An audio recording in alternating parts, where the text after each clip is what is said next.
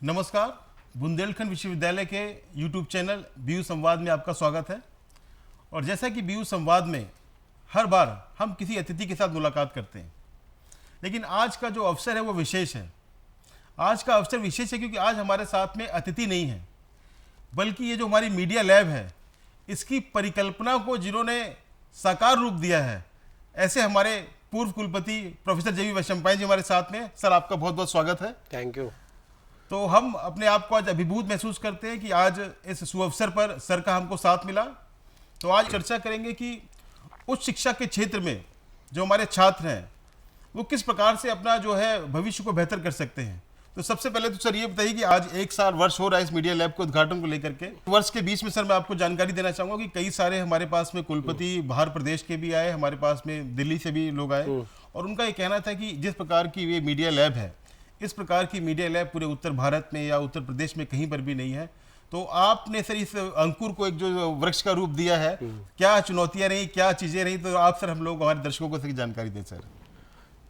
धन्यवाद कौशल जी। आज से ठीक 1 वर्ष पूर्व 1 नवंबर को इस मीडिया लैब का इनॉग्रेशन किया गया था। इसकी शुरुआत लगभग 3 साल पहले ही कर दी गई थी, लेकिन जैसा कि आप लोग जानते हैं तमाम प्रशासनिक और अन्य प्रकार की कठिनाइयाँ उत्पन्न होती हैं, और लेकिन इन कठिनाइयों से जूझते हुए, किसी तरह रास्ता निकालते हुए हम लोगों ने ये प्रयास किया कि इस मीडिया लैब को अक्टूबर तक, पहले तो 2 अक्टूबर का विचार था, लेकिन फिर था कि 31 अक्टूबर तक इसे अवश्य पूरा कर लिया जाए और यह वर्किंग ऑर्डर में आ जाए। और 1 वर्ष पूर्व जब इसका इनॉग्रेशन किया गया था, मुझे इस बात की प्रसन्नता थी कि रूसा के अंतर्गत सबसे बड़ा प्रोजेक्ट यही था। और कोरोना काल के अनुभवों के बाद यह लगने लगा था कि डिस्टेंस मोड में लाइव एजुकेशन, इसको करने के लिए हमें इस तरह प्रकार की एक स्टूडियो की आवश्यकता है। और इस स्टूडियो के माध्यम से हम केवल एक कक्षा में जो उपस्थित छात्र हैं उसके अतिरिक्त बड़ी संख्या में प्रदेश के और अन्य प्रदेशों के छात्रों से संपर्क में आ सकते हैं। और ऐसी स्थिति में कोरोना काल के पश्चात इस मीडिया लैब का उपयोग और उपयोगिता बहुत बढ़ गई, और इसको हमने 1 नवंबर 2021 को इसका उद्घाटन किया था। और उसके बाद मैं अपना कार्यकाल समाप्त मेरा 8 नवंबर को हुआ, उसके पश्चात मैं चला गया था। लेकिन 1 वर्ष पश्चात जब मैं यहाँ आया हूँ और इस मीडिया लैब में आकर सभी लोगों से मुखातिब होने का, बात करने का अवसर मिल रहा है, विशेष रूप से कौशल त्रिपाठी जी जो इसको हैंडल कर रहे हैं, और उन्होंने जैसे कि बताया कि बहुत बड़ी संख्या में लोगों के इंटरव्यू, लेक्चर्स यहाँ रिकॉर्ड किए गए हैं, कुछ मैंने भी अभी देखे हैं। तो मुझे विश्वास है कि लगता है कि जिस विश्वास के साथ इस मीडिया लैब को बनाया गया था, कुछ समय ज़्यादा लगा, लेकिन अब वह पूरी तरह से फलीभूत हो चुका है और इसका आगे भी बहुत अच्छा उपयोग होता रहेगा। मैं सर बिल्कुल आपको आश्वस्त करना चाहूँगा कि आपका जो निर्देश था, आपका जो मार्गदर्शन था, उसी को आधार मानकर सर हम लोग चल रहे हैं। और मैं सर आपको जानकारी भी दूं कि जेएनयू का जो सेंटर ऑफ ई लर्निंग है, उसको लेकर के हमारा एक एमओयू भी इसको साइन हो रहा है कि जिससे कि हम दोनों लोग मिल करके ई कंटेंट को तैयार कर सकें। और पिछले 1 साल में लगभग सर हम लोगों ने 100 से अधिक जो है ई कंटेंट लेक्चर्स भी हम लोगों ने इसको लेकर के तैयार किए हुए हैं। और जो हमारे मीडिया के जो बच्चे हैं वो भी अपना जो न्यूज़ बुलेटिन भी तैयार कर रहे हैं, उनको भी तो बिल्कुल आसान होता है। उनके लिए आसान है। और इस प्रकार का जो वर्किंग एक्सपीरियंस है, जैसे कि आज अभी ये भी दौर भी चल रहा है कि स्किल डेवलपमेंट को लेकर के कि एजुकेशन के साथ में हम कैसे इंप्रूव करें, तो बिल्कुल सर जो आपका जो ये जो पूरा संकल्पना है आज साकार रूप में है। आज जितने भी हमारे छात्र हैं और यूनिवर्सिटी के लगभग सभी लोग जो इसका लाभ ले रहे हैं, तो मैं एक बार पुनः सर आपको बहुत बहुत धन्यवाद देना चाहूँगा। बहुत नहीं, ऐसी कोई बात नहीं है। इस रूसा के प्रोजेक्ट में ये बहुत दिन से पड़ा हुआ था, लेकिन ये पूरा हो गया, इस बात की मुझे विशेष प्रसन्नता है और अब इसका उचित उपयोग भी हो रहा है। बिल्कुल सर, जैसा कि आज हमारा हम लोगों ने जो विषय अपना चुना है चर्चा के लिए कि उच्च शिक्षा के में क्षेत्र में हमारे जो छात्र हैं वो अपना भविष्य कैसे बेहतर बना सकते हैं। तो सर सबसे पहले मैं पूछना चाहूँगा आपसे कि जैसे कि देखा है कि भारतीय संदर्भ में जो हमारे स्टूडेंट्स रहते हैं उनका रुझान आईआईटी, आईआईएम्स या मेडिकल की शिक्षा तरफ रहता है, तो ऐसे में जो बाकी हमारे जो स्नातक और परास्नातक के कोर्स विश्वविद्यालय में चल रहे हैं, तो उसमें सर छात्र कैसे कर सकते हैं, कैसे परफॉर्म कर सकते हैं और बेहतर भविष्य बना सकते हैं उनमें सर? देखिए, पहले के समय पर आज से लगभग 30-40 वर्ष तक मुख्य रूप से इंटर के बाद जो सामान्य छात्रों और छात्राओं का रुझान था वो मेडिकल और इंजीनियरिंग की तरफ था, क्योंकि मेडिकल और इंजीनियरिंग एक प्रकार से एम्प्लॉयमेंट की गारंटी देता था, एक अच्छे करियर की संभावना के लिए भी आवश्यक माना जाता था। कुछ वर्षों के बाद मैनेजमेंट एजुकेशन विशेष रूप से आईआईएम्स के द्वारा या अच्छे विश्वविद्यालयों के द्वारा जो दिया गया, उससे भी लोगों के बहुत अच्छे करियर बने और भारत में पढ़े हुए छात्र विश्व में अनेक स्तरों पर अपनी कुशलता का झंडा गाड़ चुके हैं और बहुत से अमेरिकन कॉरपोरेशंस में भारत के लोग उच्चतम शिखर पर पहुँचे हैं। तो उस प्रकार से मैनेजमेंट सब्जेक्ट का भी बहुत विस्तार हुआ है। लेकिन मुझे लगता है कि जीवन का हर क्षेत्र उतना ही महत्वपूर्ण है। हमें केवल अच्छे डॉक्टर, अच्छे इंजीनियर, अच्छे मैनेजर्स ही नहीं चाहिए, हमें हर प्रकार के अच्छे लोग विभिन्न क्षेत्रों के लिए चाहिए। जैसे हमें अच्छे वकील भी चाहिए, अच्छे जज भी चाहिए, अच्छे सैनिक भी चाहिए, अच्छे पत्रकार भी चाहिए और इस प्रकार से अच्छे शिक्षक भी चाहिए, क्योंकि शिक्षक अगर अच्छे होंगे तभी ये सब अच्छे निकलेंगे, चाहे वो इंजीनियर हो, चाहे डॉक्टर हो, चाहे एम के हो। अगर अच्छे शिक्षक होंगे तभी इस प्रकार के सभी क्षेत्रों के अच्छे लोग निकलेंगे। और इस प्रकार से जीवन का कोई भी क्षेत्र हो, मैं यही कहता हूँ, चाहे बैंक, अच्छे बैंकर हमें चाहिए, अच्छे एडवर्टाइजमेंट एक्सपर्ट चाहिए, अच्छे राजनीतिक चाहिए। सबसे बड़ी समस्या इस बात की है। तो जीवन के हर क्षेत्र में इसलिए विश्वविद्यालय जिसमें ये कंसेप्ट था या यह विचार था कि यूनिवर्सिटी नाम उसका इसीलिए है कि ज्ञान की सभी शाखाएं का शिक्षण कार्य यहाँ होना चाहिए। और इसीलिए हमें लगता है कि सभी ज्ञान की शाखाओं में हमें बहुत अच्छे वैज्ञानिक भी चाहिए होते हैं, रिसर्चर भी चाहिए होते हैं। तो ज्ञान की सभी शाखाएं, उनका अपना एक स्कोप होता है और अच्छा प्रोडक्ट चाहे जिस क्षेत्र में निकले, हमें लगता है कि इसीलिए जो भी अन्य क्षेत्र हैं जिनको हम इन तीन जिसकी हमने चर्चा की उसके अतिरिक्त हैं, वह भी बहुत महत्वपूर्ण है। उदाहरणार्थ साइंस या आर्ट्स करके लोग प्रशासनिक सेवाओं में जाते हैं, तो हमें अच्छे प्रशासक भी तो चाहिए, केवल डॉक्टर, इंजीनियर और मैनेजर से नहीं काम चलेगा। तो जितने भी क्षेत्र हैं, उदाहरणार्थ पिछले लगभग 25 वर्षों में मीडिया का कार्य बहुत बढ़ गया है और अब धीरे धीरे उसमें परिवर्तन भी आ रहे हैं। प्रिंट मीडिया से ज़्यादा इलेक्ट्रॉनिक मीडिया बहुत बढ़ रहा है। ऐसे समय पर उसके एक्सपर्ट हमारे पास मौजूद हों जो उसकी टेक्नोलॉजी में ही नहीं बल्कि उसका सही उपयोग किस स्थान पर किस प्रकार से करें, इसका भी उपयोग करने की उनमें कुशलता होनी चाहिए। तो क्षेत्र चाहे कॉमर्स का हो, चाहे साइंस का हो, चाहे लॉ का हो और चाहे एग्रीकल्चर का हो। एग्रीकल्चर में भी तमाम संभावनाएं हैं। भारत में यद्यपि अन्न का उत्पादन काफ़ी है, लेकिन उत्पादकता अभी भी उतनी नहीं है जितने कई देशों में है। तो अच्छी उत्पादकता उसी ज़मीन में करने के लिए ज़रूरी है कि एग्रीकल्चर का विकास हो, एग्रीकल्चर में रिसर्च हो। तो मुझे लगता है कि कोई भी जीवन का क्षेत्र है उसमें अच्छे लोगों की आवश्यकता है। इसलिए यह सोचना एक शॉर्टकट हो सकता है कि हमें इंजीनियरिंग, डॉक्टर और मैनेजमेंट में ही चाहिए। आप देखेंगे कि कई ऐसे पत्रकार हैं जो बहुत ऊंचे स्तर पे पहुंचे हुए हैं और एक ज़माने में पत्रकार की छवि अलग होती थी कि झोला टांग के जाते, पुरानी सिनेमा में देखेंगे। आज के पत्रकार उतनी सैलरी पा रहे हैं इलेक्ट्रॉनिक मीडिया में विशेष रूप से, वैसे सभी जगह है, जो कि 5-5 लाख रुपए की उनकी आय है। आय नहीं कहूँ, वेतन है जो एश्योर्ड है। और इसलिए वो उनके अंडर में बहुत से लोग कार्य कर रहे हैं। तो कॉमर्स इसी तरह का क्षेत्र है। एंटरप्रेन्योरशिप, बड़े बड़े एंटरप्रेन्योर बन रहे हैं स्टार्टअप के माध्यम से या अपने फैमिली बिजनेस के माध्यम से, जिनके अंडर में बहुत से लोग कार्य कर रहे हैं। कॉर्पोरेट क्षेत्र में लॉ ग्रेजुएट्स की, अच्छे लॉ ग्रेजुएट्स की बहुत बड़ी डिमांड है। तो कोई भी क्षेत्र हो, मुझे लगता है कि अगर आप अच्छा कर रहे हैं, if you are excellent, then there is no problem of any employment. जहाँ आप अच्छे नहीं हैं वहीं थोड़ी समस्या होती है, लेकिन इसको ध्यान रखना चाहिए। इसीलिए मैं हमेशा अच्छी शिक्षा देने पे बहुत जोर देता रहा हूँ।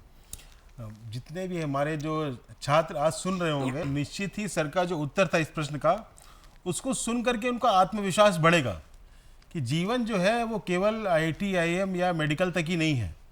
हमारे पास में जीवन के अनेक ऐसे क्षेत्र हैं जहाँ पर हम बहुत बेहतर कर सकते हैं, हम समाज के लिए कुछ कर सकते हैं।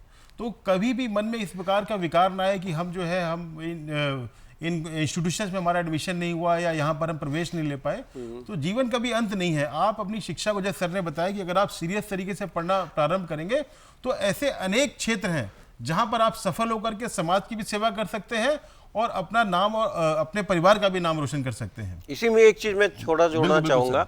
सामान्यतः लिटरेचर के क्षेत्र में एक ऐसी समझ है कि लिटरेचर करके क्या फ़ायदा, MA हिंदी कर लिया या MA इंग्लिश कर लिया।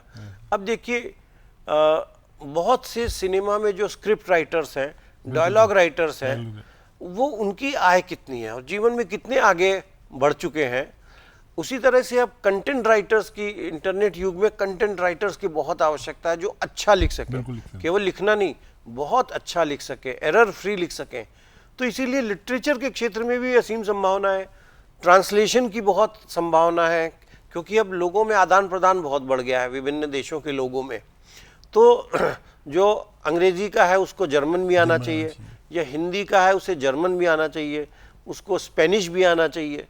तो इसीलिए प्रत्येक क्षेत्र में बहुत संभावनाएं हैं, प्रोवाइडेड एक ही चीज़ है कि आप उस क्षेत्र में अति उत्कृष्ट हो। बिल्कुल सर।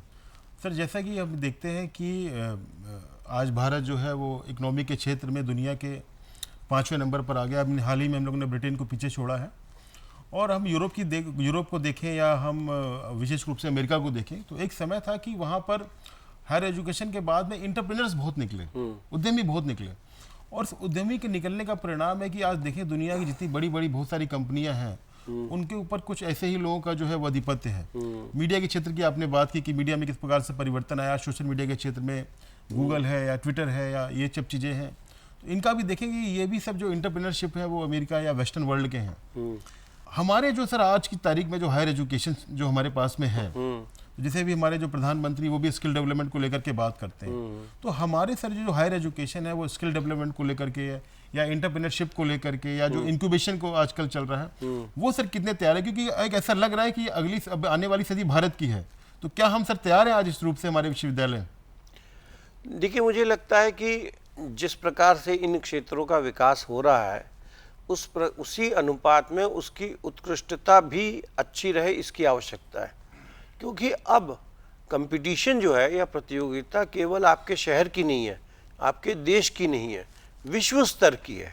आज आपका कंपटीशन जैसे कंटेंट राइटर है, उसका कंपटीशन केवल भारत या झांसी के क्षेत्र से नहीं है, भारत भर का कोई भी व्यक्ति कंटेंट राइटर हो सकता है, विश्व भर का कोई भी हो सकता है। तो इसलिए उत्कृष्टता वर्ल्ड लेवल की होनी चाहिए, जो आसानी से नहीं होगी लेकिन धीरे धीरे मुझे लगता है अवश्य होगा। जहाँ तक स्टार्टअप्स और इनकी बात की उसमें भी यही समस्या है कि स्टार्टअप बनाना और चलाना तो एक बात है, लेकिन उसको लंबे समय तक जीवित रखना, क्योंकि नया कंपटीशन आ रहा है। आज आपने एक कार्य किया जिससे आपका स्टार्टअप बहुत अच्छा हो गया, 5 से 10 वर्ष पश्चात उसका कंपटीटर आ गया, उसने उसमें और सुधार कर लिया। तो इसलिए स्टार्टअप बहुत अच्छी चीज़ है, लेकिन स्टार्टअप को निरंतर लाभकारी बनाए रखना अपने में बड़ा दुरूह है। लेकिन अच्छी शिक्षा से मुझे लगता है और अच्छी प्रतियोगिता से ये हो सकता है। तो दूसरा, जैसे आजकल न्यू एजुकेशन पॉलिसी है और ड्यूल डिग्री को लेकर के बहुत सारी चीज़ें चल रही हैं। आपका एक लंबा अनुभव रहा है शैक्षणिक क्षेत्र में, एक प्रशासक के रूप में भी आप रहे हैं, कानपुर विश्वविद्यालय के कुलपति के रूप में, और विशेषकर UPRTO जो कि डिस्टेंस एजुकेशन का विश्वविद्यालय है। तो इस दौर में सर ये डिस्टेंस एजुकेशन का जो भविष्य है, क्योंकि आपने वहाँ लंबे समय तक काम किया है, उसको कैसे दे सकते हैं कि ड्यूल डिग्री वाले कोर्सेज में जो ये जो संकल्पना है, इसमें डिस्टेंस एजुकेशन की जो यूनिवर्सिटीज़ हैं इनका क्या सर फ्यूचर है और छात्र इनको किस प्रकार से देखें सर? देखिए, ड्यूअल डिग्री करने में कोई हर्ज नहीं है।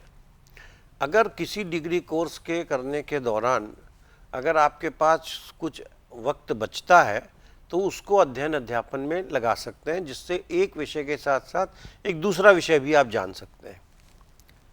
लेकिन मेरा थोड़ा सा प्रश्न इसमें ये होता है कि आपको अगर उत्कृष्टता लानी है तो एक ही विषय को पढ़ना अपने में बहुत बड़ा कठिन कार्य होता है।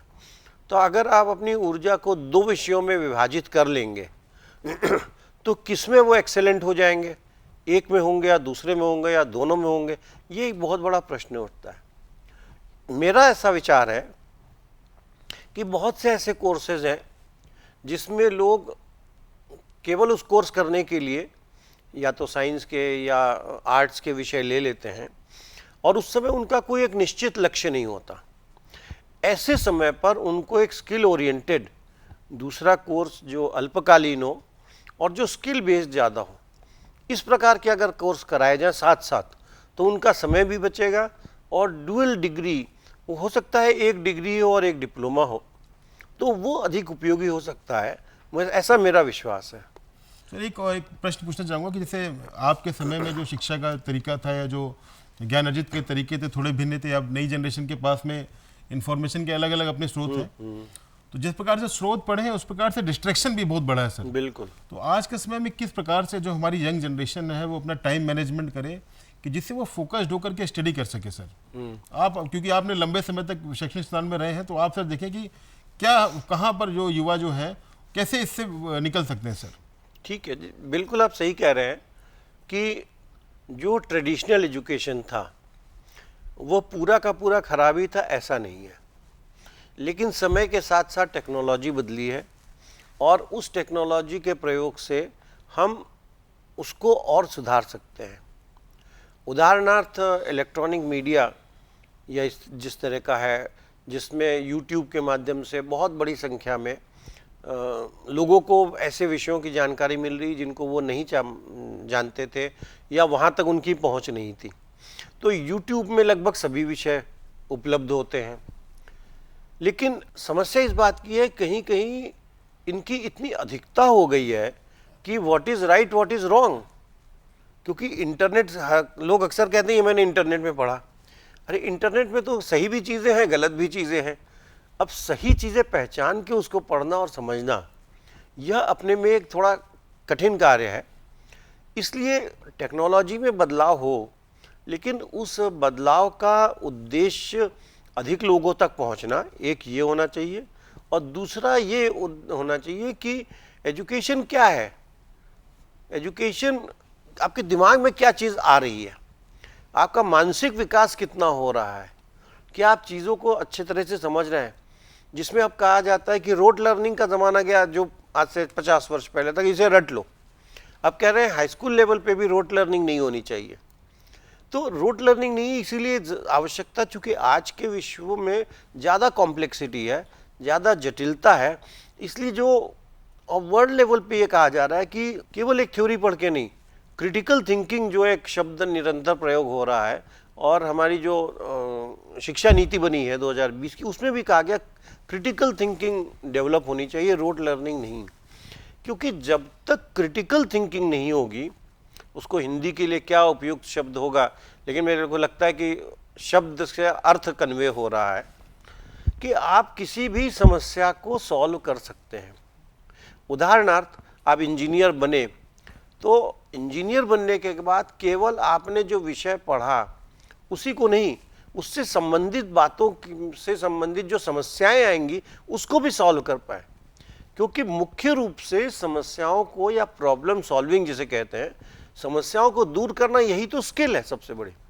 स्किल का केवल ये अर्थ नहीं है कि जिसको अक्सर हम लोग सोचते हैं स्किल मतलब हाथ से कार्य करने वाले, उसका ज़माना अब ये तो नहीं कहूँगा पूरी तरह गया है, क्योंकि आज से हैंड स्किल्स तो बहुत ये हो गए, सब चीज़ ऑटोमेशन में हो रहा है। तो हैंड स्किल्स के अलावा ये जो मेंटल स्किल्स हैं, मुझे यही कभी कभी लगता है कि लोग स्किल का अर्थ केवल इतना समझते हैं कि हमें केवल शारीरिक ऐसा कार्य करना चाहिए जिस प्रोडक्ट को हम बना सकें। अब कंटेंट राइटिंग, ये स्किल, इसकी बड़ी ज़रूरत है। लीगल केसेस में लीगल ओपिनियन अच्छी प्रकार से देना, अच्छा जजमेंट लिखना, ये बहुत बड़ी स्किल है। बैंक्स के लिए यह है कि जो हमारे सामने जो पेपर आ रहा है उसको अप्रूव करना है, डिसअप्रूव करना है, वो कैसे लिखें। तो थिंकिंग और राइटिंग, या जिसको कहते हैं ड्राफ्टिंग, ये बहुत बड़ी आज की स्किल है।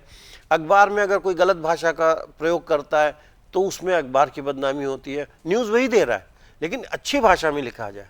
उसी प्रकार से स्क्रिप्ट राइटिंग फिल्मों के लिए, टीवी सीरियल्स के लिए कितना बड़ा स्कोप है। तो स्किल उस बात की होनी चाहिए कि कैसे हम अपने ऑडियंस तक पहुंच पाएंगे विषय के अनुसार। तो स्किल्स का क्षेत्र बहुत व्यापक हो गया है।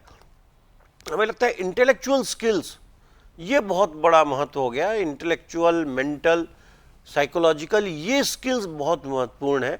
और आगे आने वाले युग में जैसे आप जब देख रहे हैं कि ऑटोमेटिक चीज़ें होती जा रही हैं, लेकिन उस ऑटोमेशन से रास्ता कैसे निकालें, उसको प्रोग्रामिंग कैसे करें। ऑटोमेटिक तो है लेकिन प्रोग्रामिंग उसकी प्रॉपर होनी चाहिए। तो इसलिए इंटेलेक्चुअल, मेंटल, साइकोलॉजिकल, इमोशनल, ये स्किल्स बहुत महत्वपूर्ण होने वाली हैं, रादर देन इसके कि आप एक मशीन लेकर के किसी वस्तु को बनाए, मोमबत्ती बना रहे हैं या कोई इस तरह की चीज़ बना रहे हैं। उस स्किल की आज बहुत आवश्यकता नहीं है क्योंकि अधिकतर चीज़ें ऑटोमेशन हो चुकी है। और इस ऑटोमेशन प्रक्रिया को कोई कहते हैं समाप्त कर दें, ये संभव नहीं है। आज के युग में ये कोई कहे कि हम हाथ से मोमबत्ती बना के बेचेंगे तो वो कोई लेने वाला कोई नहीं है, उसकी कॉस्ट इतनी ज़्यादा आती है।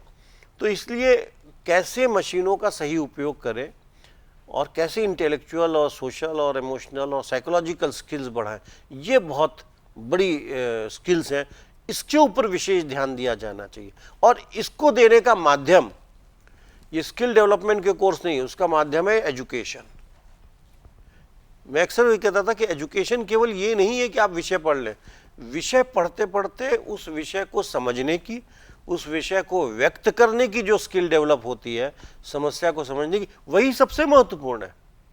किसी ने कहा कि एजुकेशन इज नॉट नोइंग मोर, कि आप 10 विषय पढ़ लें और कहें बहुत educated. Education means thinking differently. इसलिए विषय मैं यही कह रहा हूँ, चाहे इंजीनियरिंग पढ़ें, चाहे इतिहास पढ़ें, चाहे पॉलिटिकल साइंस, चाहे इकोनॉमिक्स, ये स्किल अगर आ गई तो आप किसी भी क्षेत्र में आगे जा सकते हैं। और अभी मैं हाल ही में कहीं पढ़ रहा था तो उसमें बात थी कि किसी भी जगह पर जो प्रदेश है वहाँ के लोगों का अगर वास्तव में आपको लिटरेसी लेवल चेक करना है तो वहाँ के आप न्यूज़पेपर का लेवल देख लीजिए। जिस प्रकार के न्यूज़पेपर का लेवल होगा उस प्रकार से आपको उस प्रदेश के नागरिकों का लेवल भी मालूम चल जाएगा। सर एक बस अंतिम प्रश्न पूछना चाहूँगा कि एक जो हायर एजुकेशन में एक और बड़ी प्रॉब्लम ये आ रही है कि जो बच्चे जो है वो यूनिवर्सिटीज़ जो है या जो इंस्टीट्यूशंस में बहुत ज़्यादा आ नहीं रहे। एक बड़ा ये बच्चों को कैसे हम लोग संस्थान तक लेकर के आए, ये भी या डिस्ट्रैक्शन है कि क्या चीज़ें हैं, ये अटेंडेंस जो है वो सर उस तरीके से नहीं हो पा रही है। इसको कैसे आप, क्योंकि इतने साल रहे हैं तो मुझे लगता है कहीं मुझे तो ये लगता है कि पूरी शिक्षा का मूल बिल्कुल सर जहाँ है वहीं से समाप्त हो रहा है। Yes sir. क्योंकि कोई भी आता है, छात्र जब एडमिशन लेता है तो उसको ज्ञान कहाँ से मिलता है? मैं समझता हूँ ज्ञान जो मिलता है 3 ही जगह से मिलता है। एक तो क्लासरूम, लेबोरेटरी, और उसके अतिरिक्त जो भी सीखने के स्थान है, अप्रेंटिसशिप या कोई भी। तो अगर छात्र किसी कक्षा में नहीं आएगा तो उस विषय का ज्ञान नहीं होगा, उसको डिसिप्लिन नहीं रहेगा। मैंने बताया ना कि हमें स्किल इस तरह की चाहिए, डिसिप्लिन होना चाहिए, समझना आना चाहिए। तो यह एक बहुत बड़ी समस्या इस देश के सभी भागों में है। मैं केवल उत्तर प्रदेश की नहीं कह रहा हूँ, दक्षिण के राज्यों में, महाराष्ट्र जैसे राज्यों में भी यही समस्या है कि छात्र कक्षाओं में नहीं जा रहे हैं। लेकिन क्यों नहीं जा रहे? मेरा अगला प्रश्न यह है, सब जा नहीं रहे हैं लेकिन पास सब हो रहे हैं। तो अगर पास करते रहेंगे तो वो नहीं आएंगे। और इसके लिए आवश्यकता है परीक्षा व्यवस्था को, परीक्षा प्रणाली को हम सुधारें। और परीक्षा प्रणाली अगर सुधर जाएगी तो छात्र पढ़ने को बाध्य होगा। ये भी सच है कि जो पढ़ाया जा रहा है वो भी रेलेवेंट होना चाहिए। मैं ये नहीं कहता कि कुछ भी आप पढ़ा दें, कुछ भी आप पढ़ा देंगे तो छात्र को इंटरेस्ट नहीं आएगा। उसे लगना चाहिए कि जो हम फॉर एग्जांपल इकोनॉमिक्स पढ़ रहे हैं तो इसका क्या उपयोग है। उच्च शिक्षा का छात्र हमेशा इस बात को जानना चाहता है कि जो हमें पढ़ाया जा रहा है उसका उपयोग क्या है। तो कक्षा में छात्रों को लाना बहुत बड़ा चैलेंज है और मुझे लगता है इसके ऊपर विशेष फोकस दिया जाना चाहिए। अनफॉर्चुनेटली ऐसा नहीं हो रहा है। परीक्षा व्यवस्था को हम लोग ढीला करते जा रहे हैं, मैं अगर ये कहूँ तो हर्ज नहीं है। और इस ढीला करने के कारण छात्रों का आना भी ढीला हो रहा है। वो सोच रहे हैं कि घर बैठे हो जाएगा। अच्छा, अगर कोई घर में भी पढ़ ले तो भी कोई हर्ज नहीं है। उदाहरणार्थ आपको याद होगा कि पिछले जो डीएम झांसी के थे एस एस अवस्थी, वो कहते हैं कि मैंने तो एमए और बीए प्राइवेटली किया था, लेकिन प्राइवेटली इतनी मेहनत करके किया कि वो एक्सेल कर गए थे। तो डिस्टेंस मोड में भी जो आपने अभी बात भी की थी, डिस्टेंस मोड अच्छा है, लेकिन डिस्टेंस मोड का भी परीक्षाओं का स्तर इतना अच्छा हो कि वो भी जो छात्र हो वो कक्षाओं में गए बिना ही वो इतनी कुशलता ज्ञान प्राप्त कर सकता हो। तो डिस्टेंस हो चाहे रेगुलर हो, समान है। अल्टीमेटली नॉलेज मैटर्स ना। तो कोई कहता मैं घर में बैठ के इतना अच्छा अध्ययन कर रहा हूं कि मुझे कक्षाओं में जाने की जरूरत नहीं है, तो ठीक है, इट इज ओके, परीक्षा वो पास हो रहा है, अच्छी तरह से निकल रहा है।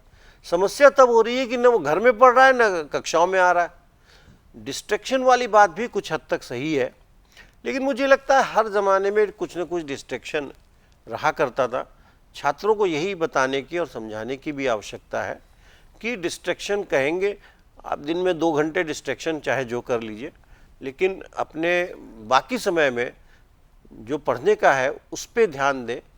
और इस प्रकार से वो एक जो मैंने बताया ना स्किल घर बैठ के भी आ सकती है, तो वह करते रहें। तो डिस्ट्रैक्शन के बावजूद भी मुझे लगता है कि बहुत बड़ी संख्या में छात्र इस ओर प्रवृत्त होंगे। और मैंने बताया कि डिस्ट्रैक्शन हर ज़माने में, आज के पुराने ज़माने के छात्रों में बहुत से ऐसे छात्र होते थे जो शाम को कमाया करते थे और दिन में पढ़ा करते थे, तो उनके लिए वो बहुत डिस्ट्रैक्शन था। आज मैं ये नहीं कहता कि बिल्कुल नहीं है, लेकिन काफ़ी कम है। आज सभी छात्रों को घर से पर्याप्त प्रोत्साहन मिल रहा है। तो डिस्ट्रैक्शन पे ध्यान न दें, अपने मुख्य उद्देश्य पे ध्यान दें, तो मुझे लगता है कि उनकी पढ़ाई अच्छी होगी। इसी के साथ साथ एक बहुत महत्वपूर्ण है सभी शिक्षकों के लिए, जो पढ़ाया जाए वो सार्थक हो, समझ में आने वाला हो और रिलेवेंट होना चाहिए। अब आप सोचें कि हम कुछ भी बोलते जाएंगे और छात्र को ज़रूरी है कि कक्षाओं में बैठेंगे, तो बैठे तो रहेंगे लेकिन सुनेंगे और समझेंगे नहीं, और कुछ आज तो बैठे रहेंगे कल नहीं आएंगे। तो पढ़ाई का स्तर ये सुधरेगा तो विषय में रुचि आएगी, जब विषय में रुचि आएगी तो वो कक्षाओं में आएंगे, ऐसा मेरा विश्वास है। और मैंने हमेशा इस बात को अनुभव किया कि आप कितना भी कैसा भी पढ़ाएं, अगर अच्छा पढ़ा रहे हैं तो छात्र आते रहेंगे। सर ने हमारे साथ में उच्च शिक्षा के क्षेत्र के कई विषयों पर चर्चा की, और जिसका एक निष्कर्ष मोटे तौर पर हम यही कह सकते हैं कि अगर हमको हायर एजुकेशन में इम्प्रूव करना है तो हमारे जो छात्र हैं उनको भी मेहनत करनी पड़ेगी, हमारे जो शिक्षक हैं उनको भी कुछ ना कहीं इम्प्रूवमेंट करना पड़ेगा, और जो शिक्षण संस्थान हैं उनको भी अपनी जिम्मेदारी जो कहीं ना कहीं से जो है वो अपनी ठीक तरीके से निभानी पड़ेगी। तो आज हमारे साथ में सर थे, कई सारे विषयों पे हमने चर्चा की। सर मैं आपका बहुत बहुत धन्यवाद करना चाहूँगा बुंदेलखंड विश्वविद्यालय की तरफ से, बीयू संवाद की टीम की तरफ से, और हम बिल्कुल भविष्य में आशा करेंगे कि आपका स्नेह और आपका आशीर्वाद हमेशा हमको सर इसी प्रकार से मिलता रहे। किसी का कोई प्रश्न हो तो हमारे साथ में कई सारे हमारे कुछ शिक्षक और हमारे साथ में स्टूडेंट्स भी हैं, तो अगर कोई हमारे प्रश्न पूछना चाह रहा है तो वो प्रश्न पूछ सकता है। सर मेरा नाम राघवेंद्र दीक्षित है, मैं मास कम्युनिकेशन का टीचर हूँ। सर आपसे एक सवाल ये था, क्वेश्चन ये था कि एनईपी लागू की जा चुकी है 2020, तो इसमें सर अभी ABC academic bank of credit और 4 क्वाड्रेंट अप्रोच, ये 2 चीज़ें आई हैं। तो पहला सवाल तो इसके संबंध में है, और दूसरा ये है कि जो एनईपी आई है इसको लेके हमारे संभावना और चुनौतियों के बारे में हम आपसे कुछ आप मार्गदर्शन चाहते हैं। आपने ऐसा प्रश्न पूछा है जिसका बहुत ही व्यापक उत्तर होगा, लेकिन संक्षेप में यह कहना चाहूँगा कि एनईपी का उद्देश्य, अगर आप उसके उद्देश्यों की तरफ देखें तो उसमें यही है कि हम वर्ल्ड क्लास सिटीजन्स तैयार करें और स्टूडेंट्स को 21वीं शताब्दी के लिए तैयार करें। इसी का मतलब जो मैंने बताया कि वो केवल कोई चर्मकारी का कार्य, काष्ठकारी का कार्य, इसके लिए नहीं तैयार करना है, ये वो समाना नहीं रहा। हमें उनको इंटेलेक्चुअल स्किल्स, क्योंकि अगर 100% लिटरेसी हो जाती है और ग्रेजुएशन का एनरोलमेंट रेशियो भी जैसा कहा गया कि 40-45% तक होना चाहिए, तो हमें शिक्षा को सार्थक बनाना पड़ेगा।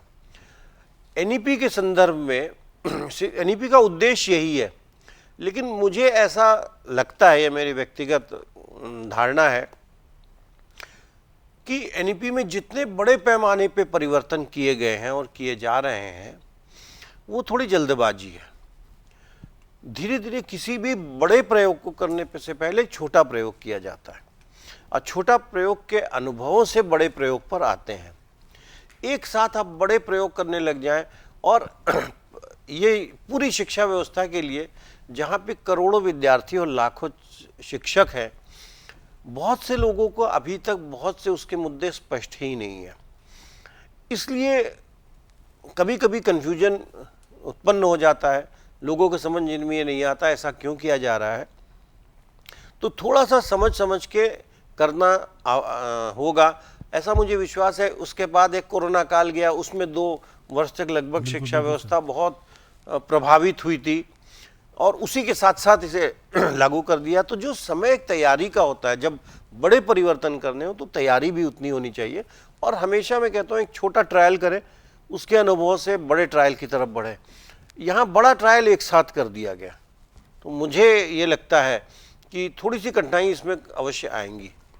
पहले ही कहा कि जो उद्देश्य है हमारे, उसमें उद्देश्य में कहीं पर कोई समस्या नहीं है। Yes. और न्यू एजुकेशन पॉलिसी जो है, अगर भारत को आगे चल करके वैश्विक अपनी एक नई पहचान बनानी है तो ये नई शिक्षा नीति बिल्कुल उसमें कारगर साबित होगी।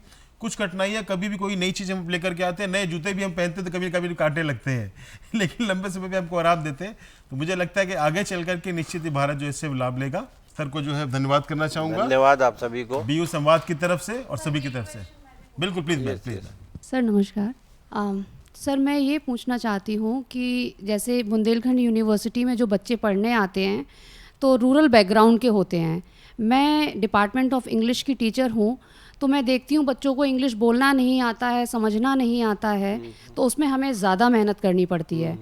और उसी बीच में जब मैं अपने बारे में सोचती हूँ कि मुझे बहुत आगे जाना है, अपने लिए कुछ करना है, कुछ मेहनत करनी है और अपना पढ़ना है, तो हमारा टाइम हमारे पास इतना होता नहीं कि हम अपने लिए सोच पाएँ या हम अपने बच्चों के लिए सोच पाएँ। तो ना हम इस साइड जा पाते हैं, ना ही उस साइड जा पाते हैं, क्योंकि हम बच्चों के साथ इनजस्टिस नहीं कर सकते।